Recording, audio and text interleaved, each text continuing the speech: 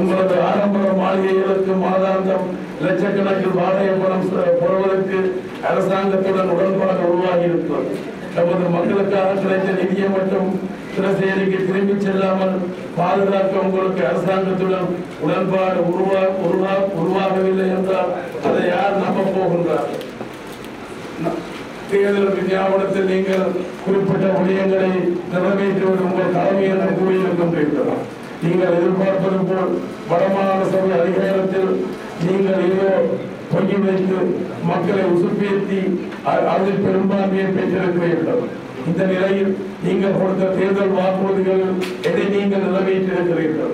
சிங்கள ஆளுநரை மாற்றுவோம் என்றீர்கள், அது நடந்ததா? படையினரை வெளியேற்றுவோம் என்றீர்கள். ஒரு குண்டு முத்திரை அளவு நிலத்தில் இருந்தால் ஒரு படையினரை வெளியேற்றுவோம் என்றீர்கள். வெளியேறினார்களா? 1 லட்சம் ஏக்கர் காணி அரசாங்கம் புடுங்கி இருக்கிறது.